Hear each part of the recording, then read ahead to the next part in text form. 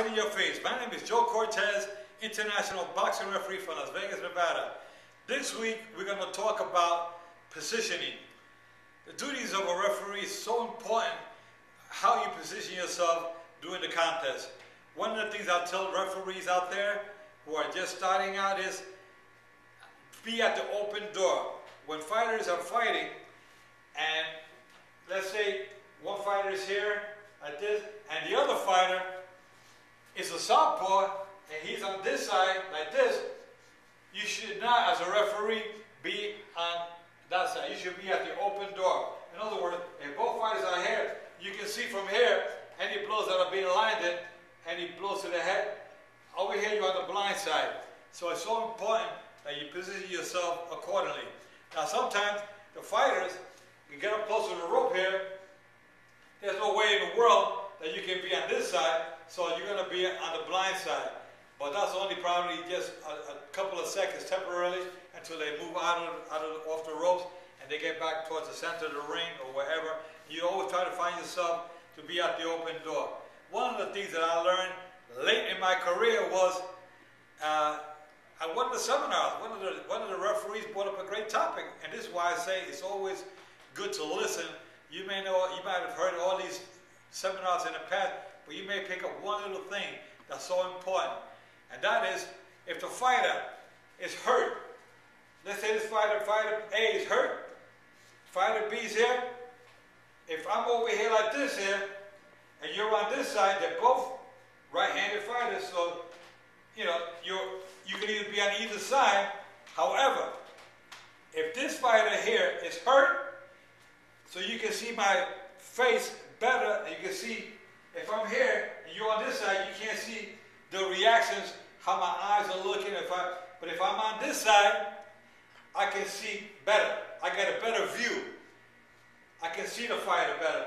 If the fighter there is hurt, then he's over here like this. Then you want to be on this side so you can see him better this way and not the back side of his head. You see? So that's what I'm talking about, positioning. And these are things that we talk about that will improve our skills in the referee as far as ring mechanics. But that's good positioning. So when you see a fighter who's up in the corner, up against the ropes, in the corner, and he's taking punches, he's getting hurt in the corner, okay, you want to make sure that you're in good position to see the action. This is a danger zone in the corner, so you obviously you want to be closer to the action. However, bear in mind that you do not want to block the view of your judges, because the judges have a tough time of you seeing it. If you're going to be standing stationary right here, the fighter's in the corner, and you're right here like this, you're blocking everything. So try to move here, and try to move back over here. This way, by you moving around, you're not blocking the judge's view too long. I'm not going to say that he's going to catch every punch, but you can surely try to make it much easier for the judge so he can get a better picture. Because we hear a lot about some judges complain, and rightfully so, that the referee is always blocking his view. So try to keep in mind that you have to move, keep yourself on the go all the time. So one of the things you want to do is keep yourself in excellent shape. You practice in the ring, practice your ring mechanics, keep yourself going, so when you come to the actual fight, you're able to keep up with the pace of the fighters. You want to be able to go 10 rounds, 12 rounds with the fighters. And then there are fights where you hardly ever have to move around, you know, especially if they're heavyweights. Then you could just basically, you know, move around a little slower. But when you get those little flyweights, bantamweights, featherweights, they're all over that ring, you better be in good shape to maintain the pace with these fighters. Because if you don't keep up that pace, you know, you're going to be out of position.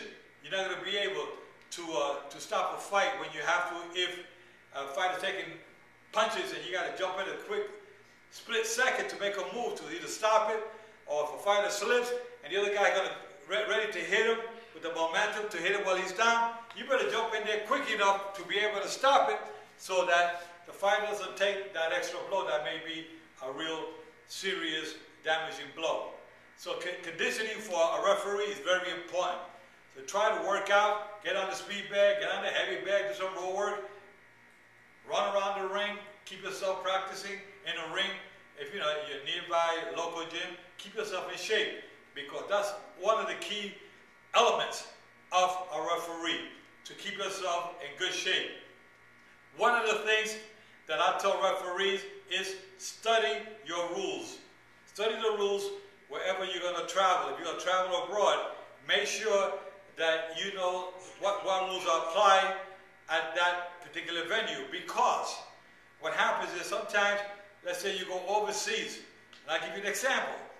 WBC has a rule in championship fights, not here in the United States, because they have to abide by the ABC rules, and those rules are that if a fighter is cut by accidental headbutt here in the United States, what you do is, of course, if the fight has to be stopped because of that cut, fighter who's ahead after 4 completed rounds will win on the scorecard.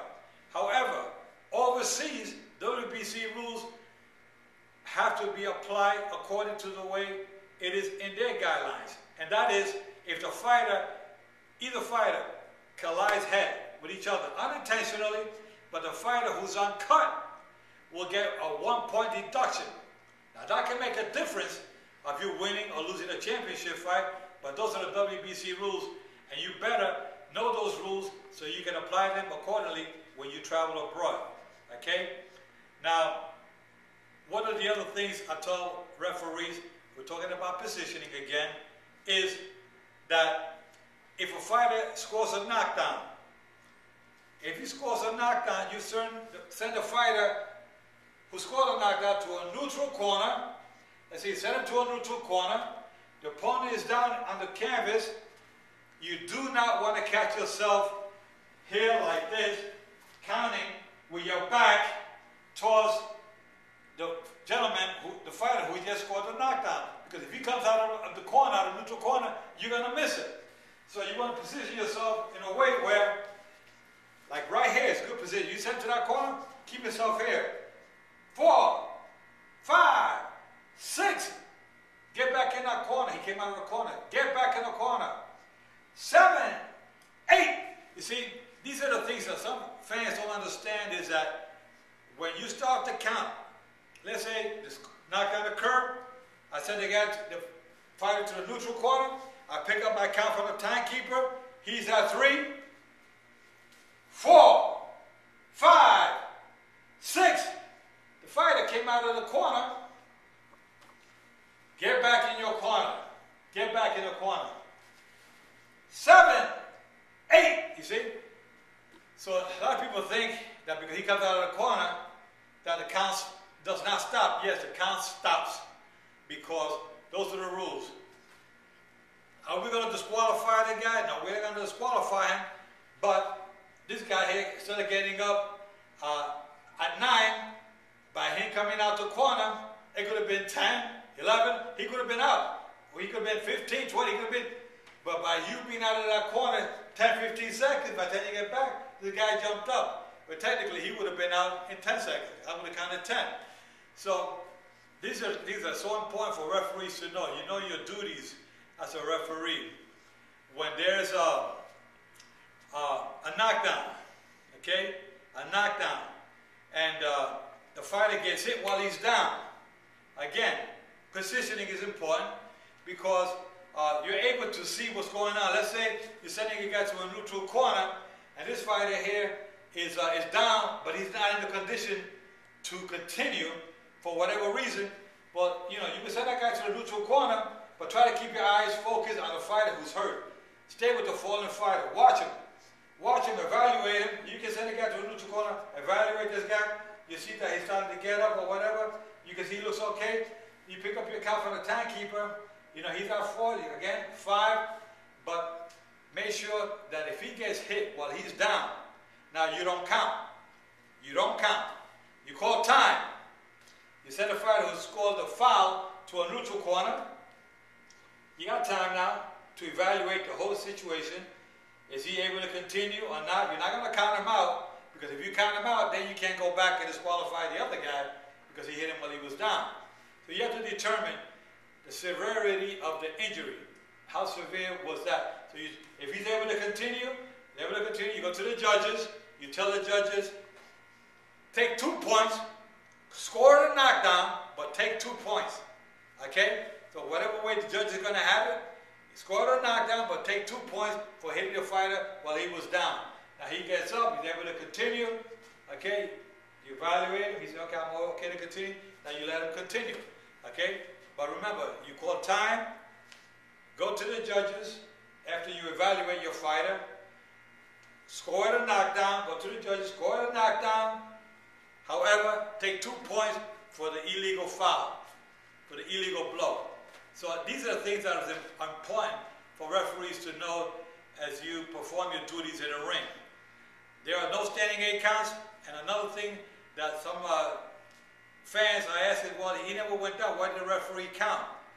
When the fighter gets hit with a punch, and he gets hit with a punch, and he goes hanging on the ropes, but he didn't go down, the referee can count that as a knockdown. That could be considered a knockdown because the ropes kept him from going down. But again, you give him the mandatory 8 count. You start your count. In most cases, the timekeeper is not going to count because he normally starts counting when the fighter hits the canvas, when he goes down. So you have to take it upon yourself to pick up the count on your own. 1, 2. You send that fighter to the corner, send him to the corner. 1, 2, 3, 4. You got to continue to 8. Mandatory 8 count. It was just considered like it was a knockdown, even though he didn't hit. These are the things that are so important because there's some confusion. And I can tell you one thing, that most fans don't know these rules apply. And when the commentators are making their call, I'm not going to say that all commentators know the rules inside out, but you as a referee should know the rules, because if something goes wrong, you have to be ready to respond to the media if you have to, and that's under scrutiny sometimes, because I say that in most cases, a commissioner will let you talk if he feels you can handle yourself with the media, and if you know your rules, great. You know, some states don't allow referees to talk to the media, and that's up to your commissioners. But as a referee, that's why I say if you're a student of the sport, you know the rules inside out, it's good to get out there and defend yourself if you have to. You know, I have in the past, and I had no regrets of doing it. But sometimes you can be caught up in the middle of a situation where you're not prepared for, especially if you have not reviewed the incident by instant replay, so you can determine yourself whether you made a mistake or not. But that's a call that you have to make yourself along with your commission. You know, if you think you're going to be hesitant in making comments, or you're going to contradict the commentator, then maybe sometimes, because automatically, as human beings that we are, we're going to make our comments be known that, well, I don't think I made a mistake. That was my call. I'll stick by my call. But maybe after you review a couple of times, you will realize, yes, I made a mistake. And so sometimes it's best not to even talk about it to the media until you're able to defend yourself 100%. Again, that's up to the discretion of your local commission to determine about the officials. Now, one thing here in Nevada that we have, I think we have a great commission. I think we have, all our commissioners are pretty much on board with the rules, especially our Executive Director, Keith Kaiser. And if we have any questions that we have any doubt on, we discuss them with our commissioner before the fight or during a critique meeting that we have after the fight. But most importantly is that you as a referee get together, have a buddy system that I talked about a couple of weeks ago, talked about you guys talking with each other, create a buddy that you can talk on a regular basis to about different scenarios, different things that can occur in the ring. So it makes your job easier. So here in Nevada, we have our seminars Every 3 to 4 months, we get the referees together right here in my ring, and we discuss different topics, create different scenarios, so we can make things easier for us and keep us on our toes and refresh the rules in our memories, because a lot of these things that I'm talking about right now are just embedded in my brain from reading so much about the rules and being a student of the sport.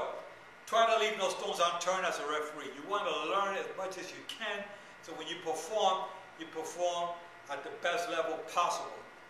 Okay? So, once again, this site, Boxing in Your Face, is created to try to educate the officials around the world and the fans to the duties that we have. We have big responsibilities as a referee in the ring, especially when you got 2 fighters' lives in your hand. We have to maintain neutral at all times, regardless of how it may look to the fans. But if you're going to start warning one fighter, you got to warn the other one as well. If he commits a foul, you're going to take a point for him. If he commits the same foul, well, you better take a point for the other guy as well. Or give him strong warning, whichever what rule you want to apply at that particular moment. But you have to talk to the fighter and let them know that you're there to protect them from taking unnecessary punishment and then enforcing the rules. So first priority, safety. The second is enforcing the rules. Guys, with that said, I'll see you next week. Take care. God bless.